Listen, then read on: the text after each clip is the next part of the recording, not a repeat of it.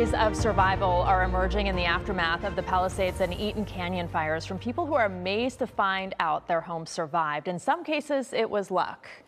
But Kristine Lazar found some who believe they were spared because of steps they took long before the flames erupted. She's here with that story. What did they learn? Well, I think everybody's saying we need to learn to build differently. And some people got that message decades ago when they had their home destroyed. Other people looking at why is this house standing and this one not? And I think there's a lot to learn here on how we construct our homes and how they fare in a wildfire. Well, in some cases, those steps started with how the home was built. Others, it's extra protection that came after. Their strategies appear to have helped them avoid catastrophe. They stand out amidst the devastation in the Palisades in Altadena, homes that somehow made it through the firestorm.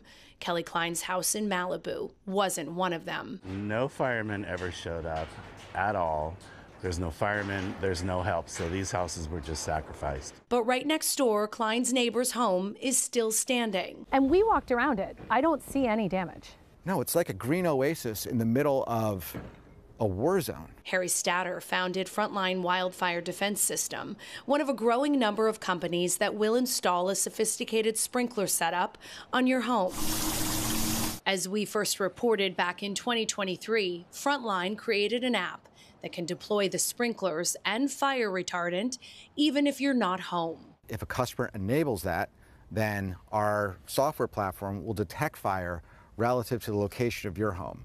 And it'll also detect wind gusts and fuel conditions, and it'll activate your system on your behalf. So when embers land on those materials, whether it be patio furniture, front door mats, adjacent plant fuels, they're in a condition that's too wet to burn. Starting at about $500 a month, the system is far from cheap, but it has Kelly Klein's attention. Very surprised that any house could make it through that. Will you build differently? I mean, I would put the Frontline system clearly. I think absolutely have to build differently. I think mostly everybody who's going to rebuild will build with fire safety in mind, definitely. We have a cement floor all the way through this whole level. We have the slate, which is also in our bathrooms, in our showers and things. And cinder block. And the cinder block. And then we have our beautiful metal fireplace. Nancy and Jim Evans designed their home in the hills above Malibu based on the trauma of losing their first one in the old Topanga fire of 1993.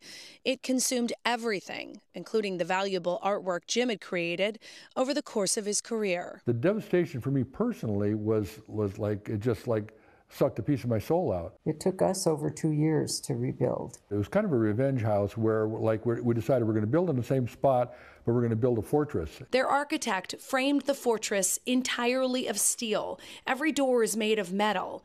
The very few pieces of wood inside are purely decorative. When the Palisades fire roared into their neighborhood, nearly every structure here was destroyed or damaged.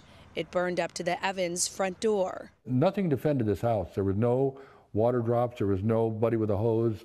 This house just like sat here in the middle of this, surrounded by fire. But their home was essentially untouched. There's a few places where the glass is cracked on a couple of windows, but by and large, it held up really, really well. This time, the Evans home and Jim's art survived, but both their hearts are breaking for so many neighbors who have so much work ahead of them. It's hard to imagine any man, woman, or child in Los Angeles right now that wasn't touched by this particular tragedy. I've never seen anything so big before. This is like a hole in the soul of Los Angeles in a way that won't be healed for quite a while. Jim and Nancy Evans have two sons. One lost his home in the Altadena fire. The other is still evacuated from the Palisades, but he was one of the lucky few whose home survived. And it's interesting, when they built that house back in the 90s, lumber was really expensive, as it is now, and it was actually more cost effective for them to build their home the way it was, because I keep hearing from people, yes, we need to build differently, but how much is it going to cost us? And I think there are creative ways that we can find that are comparable or even, more affordable than the traditional kind of wood building that we see. You have to be careful, though, too, when it comes to earthquakes. You can't take one material and just swap it out for another material here either. Right, and they had an architect and they went through all of that. But, I think that we look at fire differently. We look at the way we build our homes differently. We had to do that with earthquakes, and unfortunately now I think we're going to have to do that with fires. Okay. Thank you, Kristine.